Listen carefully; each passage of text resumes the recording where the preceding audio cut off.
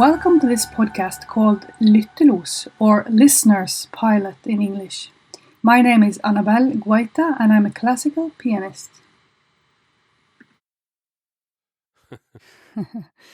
So now we're here back in the living room with Jordi Mora.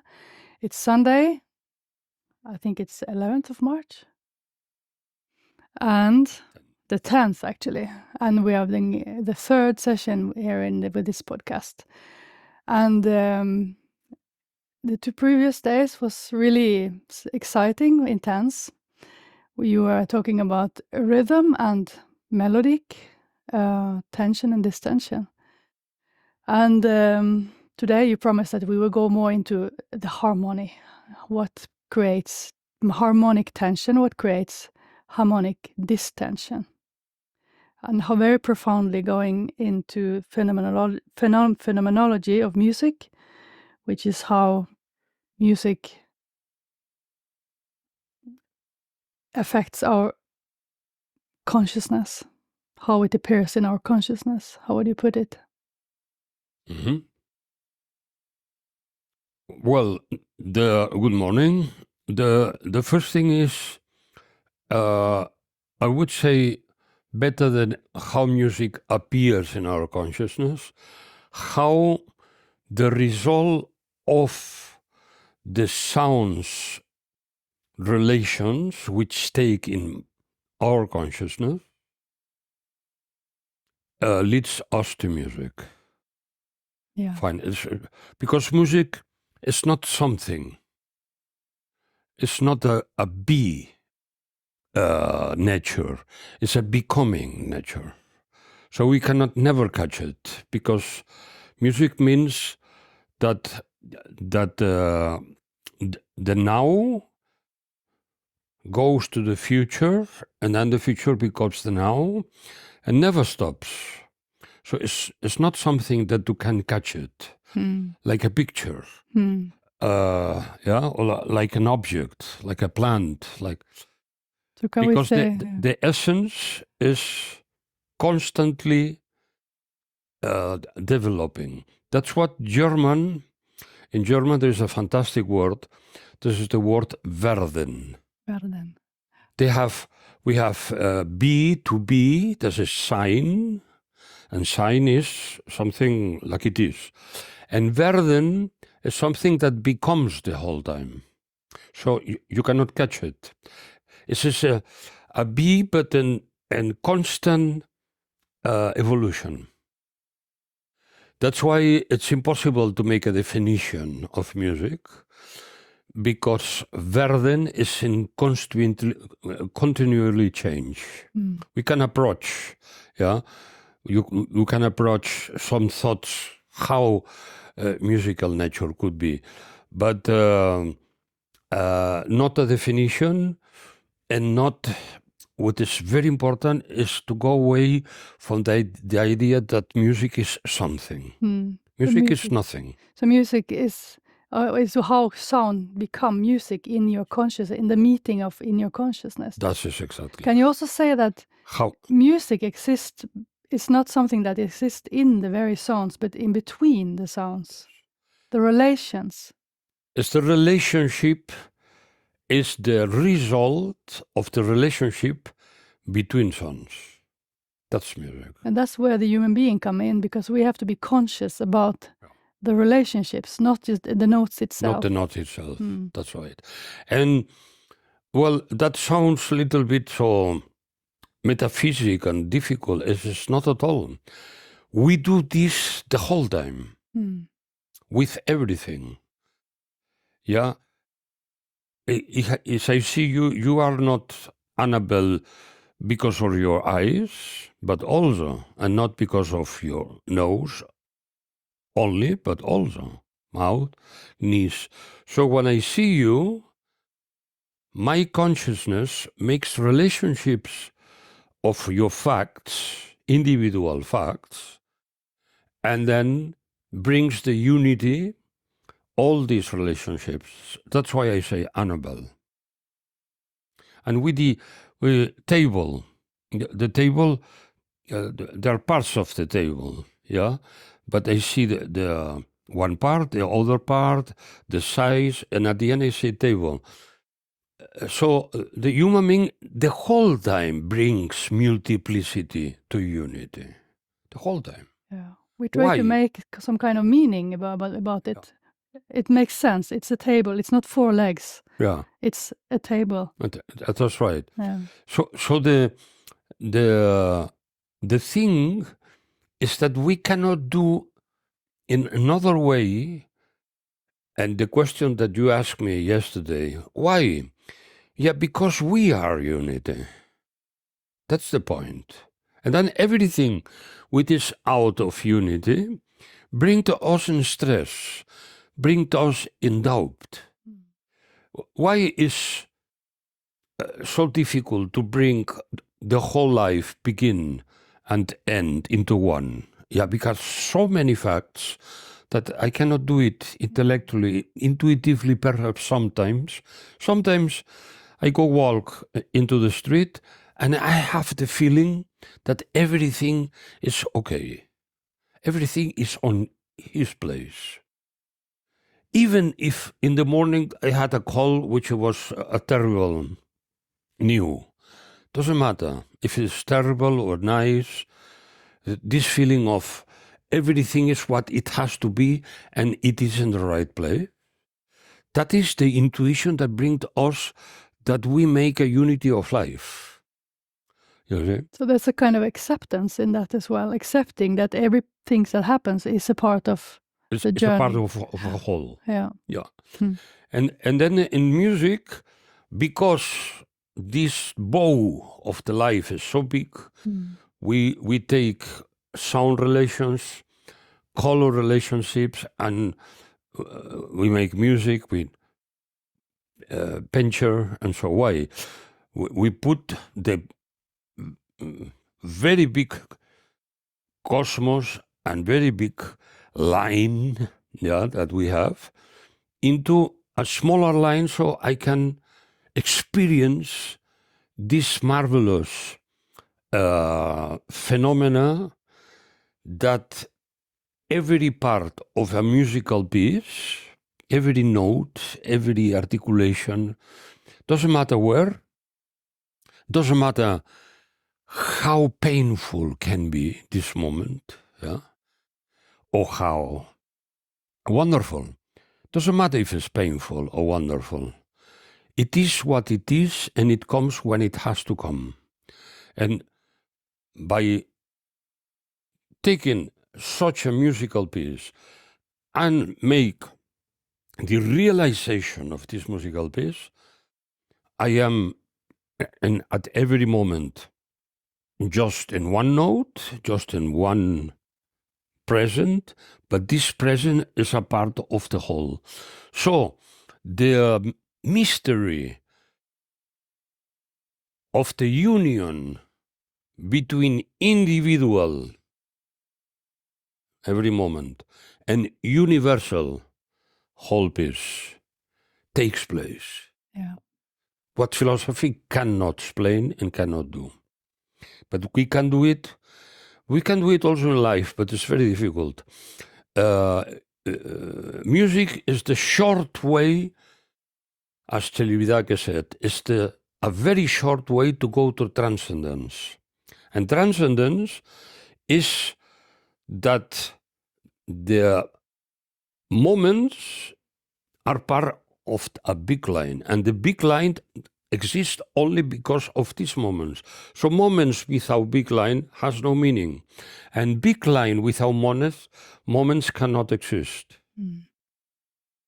So we have to go through the cosmos, which is in the time, but to go over the time. Because if I'm playing good or I listen to a good concert, you say after half an hour, wow, in half an hour, so fast is the time. I didn't notice that this symphony is so short. No, you go. It's not short and it's not long.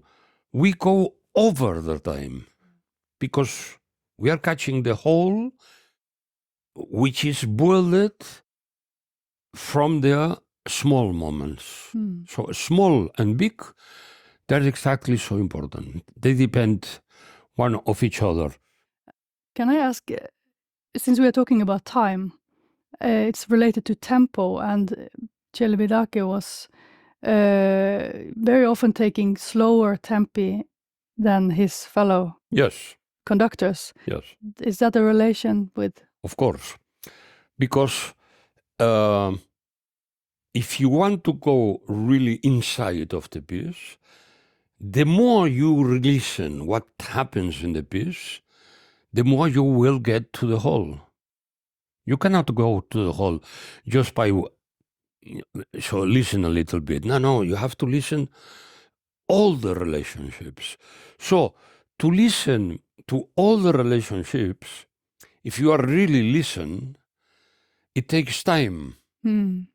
So when people say Celibidache makes slow tempos, it's because they don't hear what Celibidache hears. For Celibidache, it's not too slow. For Celibidache, it's right. For Celibidache, that is the tempo that he needs, or it is needed, to listen all the relationship of the parts. So, if you take a faster tempo, it means that you don't listen to everything. If you don't listen to everything, you cannot get to the whole one, which we are looking for.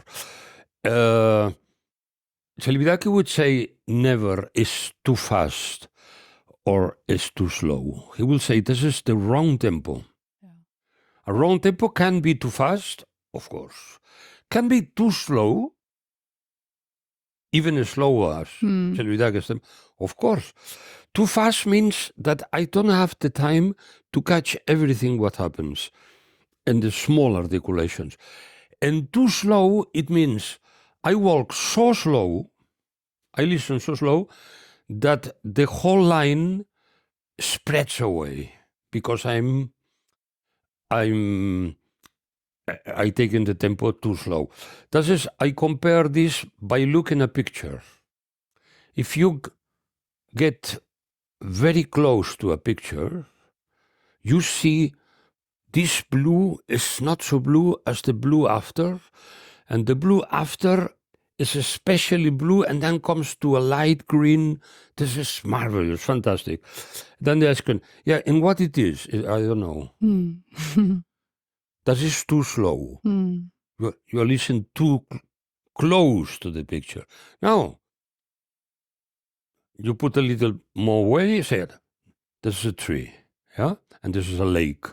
But if you go too far away, you see there's a tree, a lake, but you don't see the colors and you don't see details because you are too far away.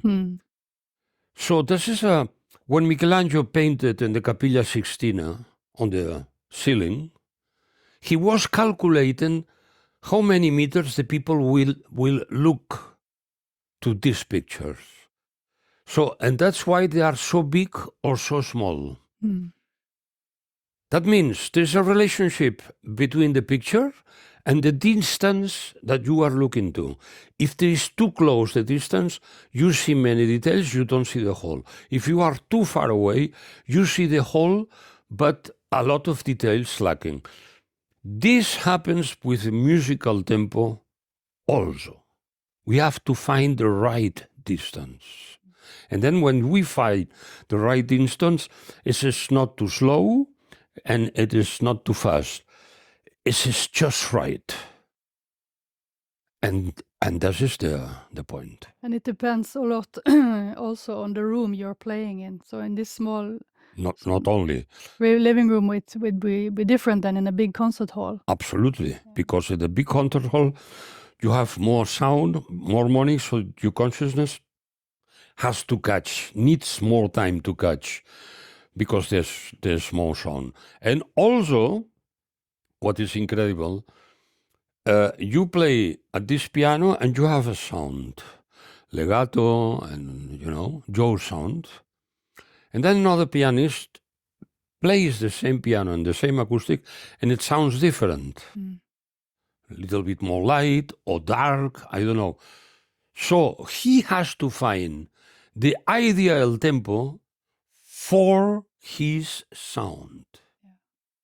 That's why it is no meaning and is a sense without sense if we compare he's doing faster, he's doing slower. No.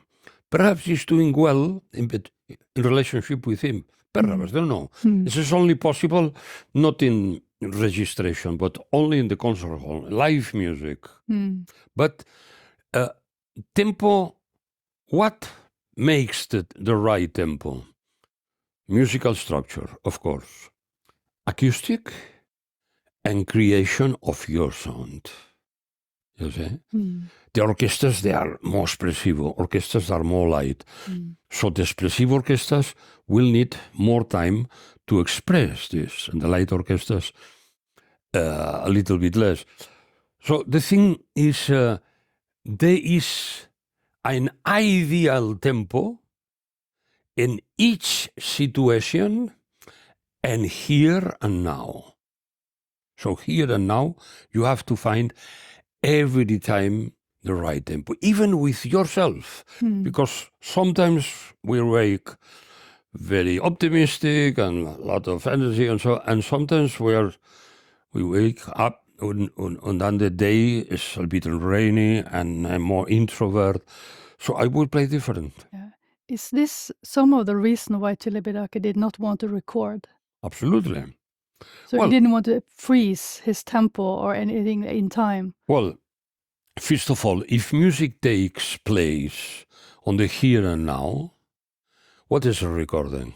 This is not a here and now anymore. This is something what happened, and a machine makes you the illusion that you are listening to this here and now what is already over. So this is the first thing. So it is a lie, a musical lie, finally, a recording, because it's not anymore the here and now that you are living. Now, das ist past, and past doesn't exist. That's why, this is one, the main obstacle why recorded music will be never the same as live music. Every musician and every person knows this, that live music is better than recorded music. This is clear. But the other thing is, you listen, you play piano in a room, and this room has this sound, and you have this sound at this moment, today and now. And then you find the tempo. But the tempo, you find the right tempo by listening to the sound and the here and now. Now, you recorded this. What does the microphone do? The microphone annulates some harmonics and create harmonics who they never were there. Because, so he creates a new sound. So if you create a new sound, you have to change the tempo because it's a different sound. But creates a new sound with the same tempo. And here, that is the contradiction. And then you go to the bathroom and you put Beethoven's Ninth with Herbert von Karajan, and you think you are listening to Beethoven's Ninth conducted in your bathroom 40 years after the concert has played. This is an illusion. Yeah. This is a contradiction. This is the devil in the machines. Only machines. But what is the danger of it? Because sometimes the recording is historically very interesting to listen to, and also the sound can be even better than in a concert hall because it's more preserved and engineered, Yeah. So what is the danger then? That we become... Well, the danger is that this doesn't correspond, the tempo, with the sound what you are listening to. If it doesn't correspond, then you are listening to a fiction, not to a reality. So you make a construction of a reality in your mind, but music can only take place in the here and now, every time. Is it that we become unsensitive for here and now? Absolutely. Yeah. So what we spoke the first day, that everything is an evolution, even us. Yeah. So we are not the same now and 5 days before, or 5 years, of course, that's very clear, but 5 days also. And 5 hours, and 5 minutes, and 5 seconds. Why? Because we never stop to evaluate, never stop. So, if you listen to a recording, which is some relation who already took place, in the moment that you play at this recording, you were in a state of the evolution unique, because every moment has no repetition. Now, 3 years later, you play the same play, the same piece. You are a different person already. So you have to find a way, again, how are the relationships now with you? But not the relationships who took 3 years back, because you are already a different person. That's another reason why recordings cannot be music.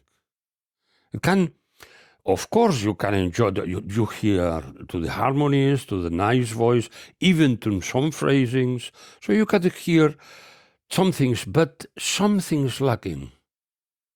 That is the spontaneity of to have the life experience of the total here and now. So you can get something, but you will never get the whole. Never. And in phenomenology, we are looking for the whole, not for the parts, not for some aspects. And recordings, from one side, it has been a fantastic possibility to know different works and how he plays and this author, and so we have it at home. That is fantastic. But at the same time, he has destroyed partially our spontaneity to catch the here and now fully. That's why today's youth, they're a little bit apathic. You know, why? Because recordings. If you take a recording like an information, or like I will hear this once or so, that's okay. But if you listen 20 times to this recording, there's 20 times equal. This doesn't exist in the cosmos. Because a recording, if you listen this 20 times, it's just a repetition every time. So this is not cosmos. And you are teaching a lot of students. Have you seen a development in the students' ability to read scores without listening to the recording? How is their ability now, since 20 years ago? Well, you have, of course, this is, you have to cross the desert, yeah, to the Holy Land. if you are learning, yeah, with a movement, perhaps you need 10 hours. You have to listen to the harmonies, the melodies, everything.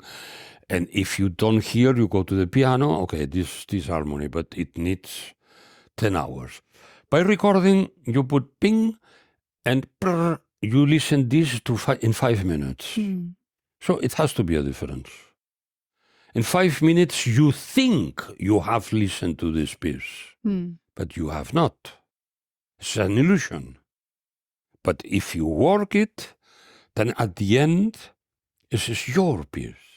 Are you teaching your conducting students like this without recording? Yes, of course. And how to read? Of course, recording only.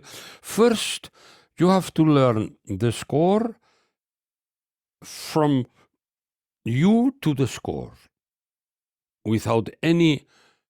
The worst thing you can do is to pick Google 10 versions. I listen to the 10 versions and I make a synthesis of the first version with the third. And so. This is the worst thing you can do, because it's not you that have discovered the piece. It's better that you discover, it's better that you sit in the piano and you fight with the relation. No, this is too much. Now I found it. So it will take you a lot of more time But at the end, the piece will be yours. That is the difference. So if you listen to a recording, you are eating what it has been already eaten. It sounds awful, That's but I want to good make way to it put it. a little bit Yeah.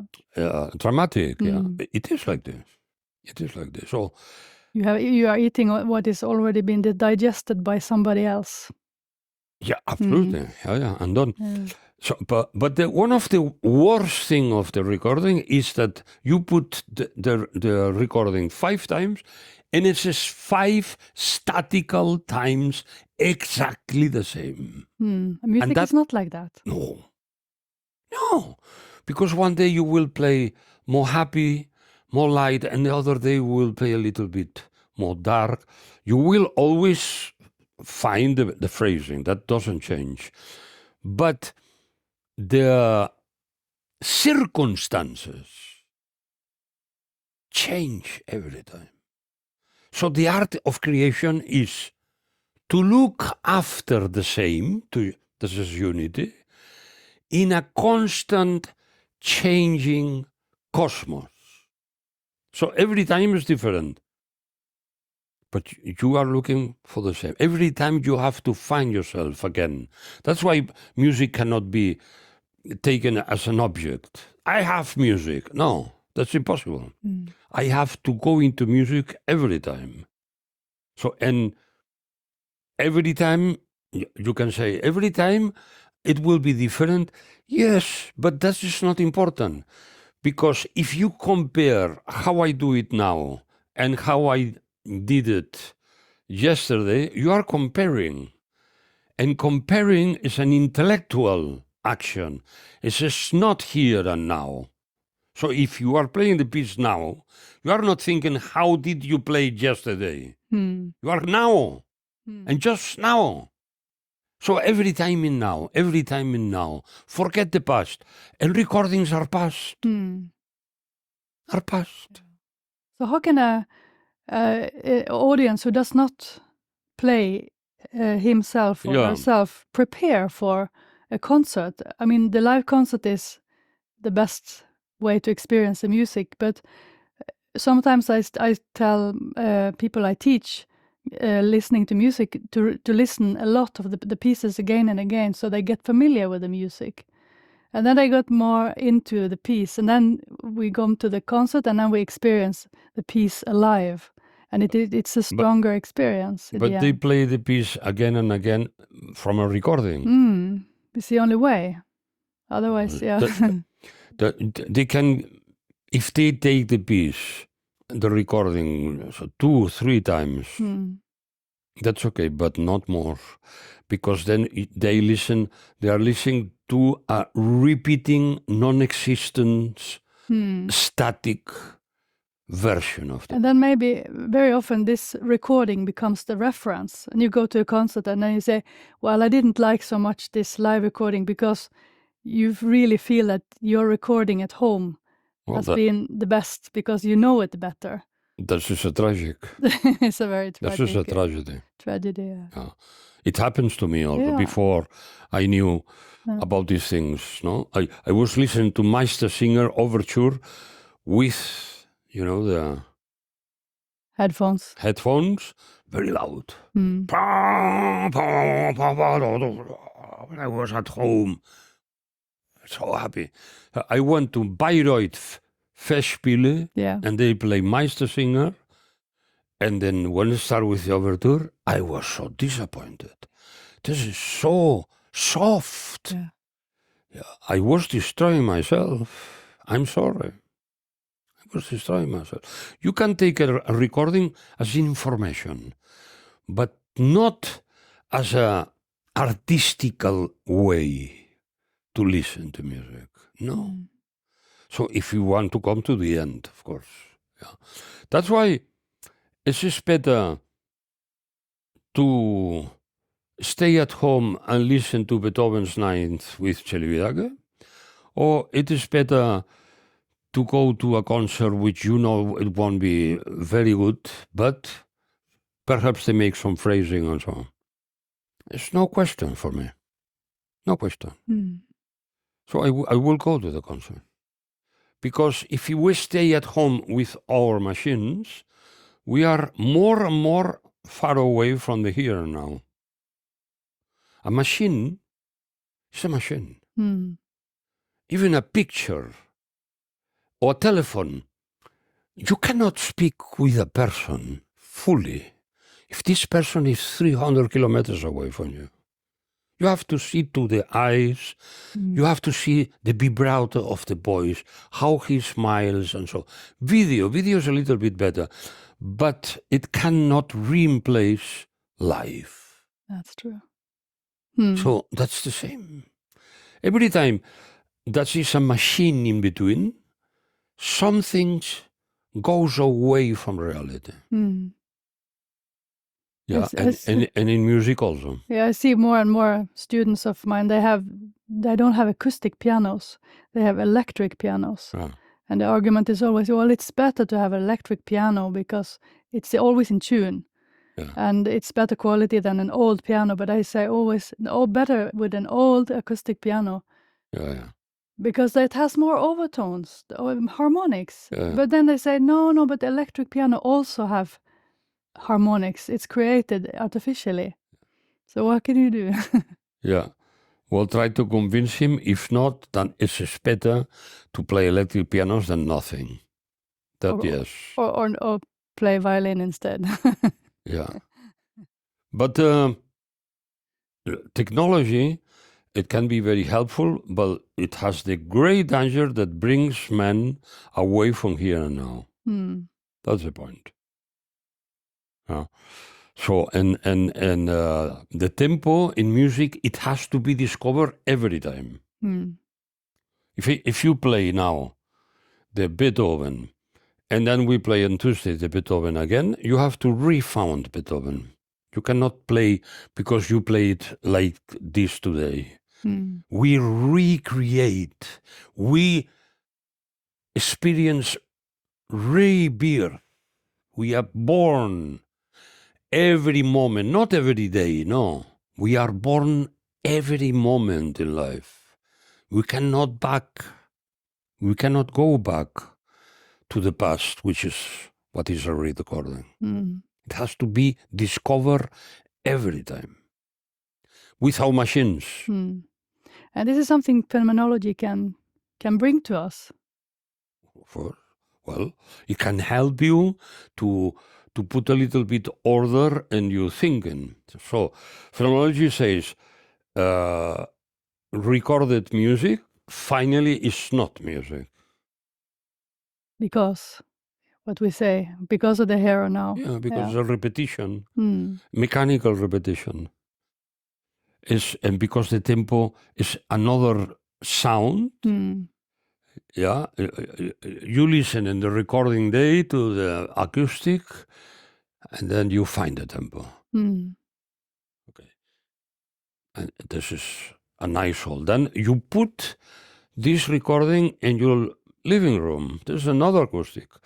So the sound changes, but the speed not. It would be like you and me talking now is here and now. It's very live. Yeah. I respond to you and you respond to me. Yeah. But in the recording, it's already set. It's already fixed. Yes, it's already less. Yeah. So it's not the same to have a conversation live that to listen to a conversation which is recorded. Because then the spontaneity is gone. Well, it's frozen in time. How many here and nows do we have in life? That's a good question. Yeah. So many nows like as life gives to us. There is no one here and now which is equal with the past. This is every time a different here and now, different, because I am in evolution. That is one of the first discoveries you told me in 94. Yeah. That every tone, even there is the same note. The same note. Even the same note is not the same. That was like, what? Yeah. Da da da da rum pam pam. I played this Mozart sonata. Dum pam pam pam. These four notes. Yeah. He said, no, it's not four equal notes. Each of these notes has a relationship to either silence or to the first note or to the second note or to the where it's going. And that became like this opening up this window into phenomenology of music. Yes, and it has to be done live, live, you know? And it's not an intellectual exercise not at either. all. It's discovery. Not at all. Yeah, I mean, I don't discover the how do you say the wheel. The wheels, no? I'm not discovering the wheel now, but everyone knows that recorded music is not the same as live music. Even in the pop scene is like this. And the jazz, absolutely. But in the classicals, even you think, well, but the same notes, it's always the same. No, it is always the same notes, but it's never the same. Every time we experience this as the first time. Yeah. Like life it is, like Heraclit said, you won't take a bath twice in the same river. That's what I'm talking about. That's it. It is like this. That is the essence of cosmos. That's why in phenomenology this is very clear, but also in yoga. And also a lot of philosophers. Yeah. So you cannot take a bath, real bath in the river, and then the next day you take the bath, but you are at your room and you are looking for a video of the river. It's not possible. This is we go out of deep reality. So music can bring us to deep reality and to be sensitive about life itself. That's what Heidegger said, that art and music can bring us in touch with the sensitivity of life. Maybe that's what he meant. Not just, being in touch with something that is bigger than ourselves, but actually the real here and now is only present in the music when it's played. Yeah, well, to think that we are looking for something which is bigger than ourselves, that a yogi will say this is totally wrong. Because we are the self. Ourselves are the self. We are not looking for a God which is so high and so impossible to achieve that then I say, I'm sorry, and so on. No. The yoga said, you are the self. So the self is inside you. So it's more like that we mirror ourselves in the very act of music. It's a mirror. It's not big. Music is not bigger than we. It is not smaller than we. It is we. It is we. That's the point. But we have to practice and we have to check out the conditions. And the conditions are it can only take place 100% live. That's the point. 100%. Yeah. If you want to have it 20%, I like 20%. Okay. But this is another thing. Yeah. And this is for me, is a hope. Because it doesn't matter how much the technique develops, will never be a supplement to supply the human consciousness. Impossible. Do you think live music concert always will survive? Always will be a part of human activity? Well, I think so. Because we need it.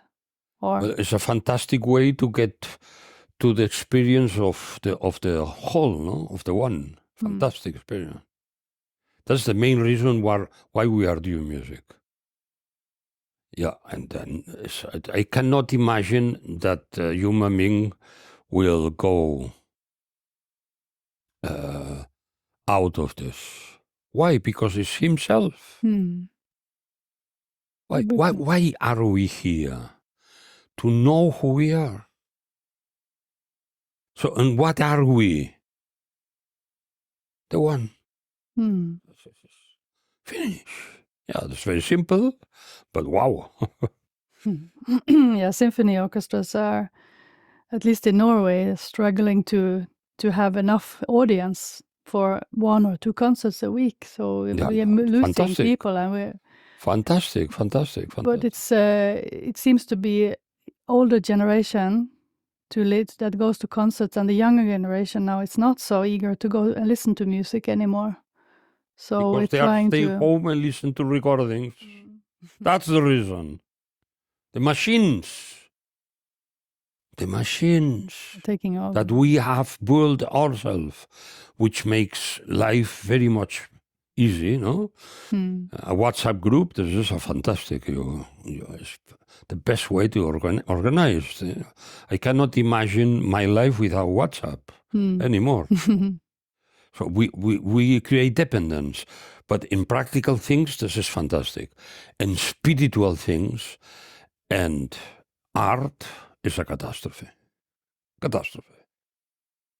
Still, we need something, as you say, to aspire to. So, but it depends on the people are open to experience this long symphonies. They are long pieces. Yeah. It's hard to stay in it, and it's easy that the consciousness breaks and you start to think about other things, and you lose the whole. You lose the whole. Annabel, sometimes in concerts, a piece which 10 minutes can be incredibly long. And pieces well played 1 hour, you don't notice that the time is over. So it's not a question of long. It's a question of how to put the awareness. I understand what you mean. The longer the pieces, the more you have to be aware longer. Okay, that's true. So we start with simple pieces, and then if there is a piece which is complicated and long, we have to relax. We have to put everything away and let it go. Let it become. Don't go to the concert with your luggage. No, leave the luggage outside. Leave the luggage outside in the wardrobe and go inside naked.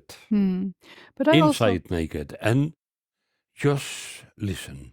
When I teach listening to audience, when I teach people how to approach a symphony, for example, I use some of the insights you have shown me. For example, how the phrasing is, so they can connect with the breathing of the music. Yeah, okay. And it's very intuitively, very easy to grasp in the beginning, at least. Da-da-dum, pi-da-dum, pi-da-da-dum.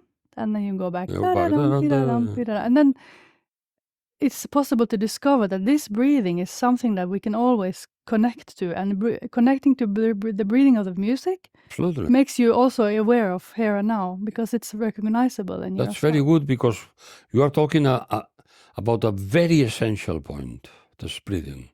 Yeah. But that's G major. Now comes the second movement. Now Beethoven, when he wrote this, was in love with a woman who this is not necessary. Listening is necessary. And you can help. A very deep way of listening is to experience this breathing. And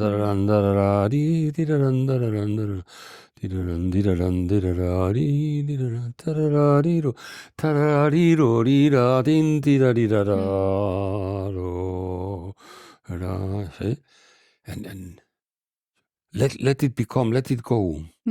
But people love these old stories about the composers and how they lived and what kind of relationships they had, and how was the situation when the composition was created.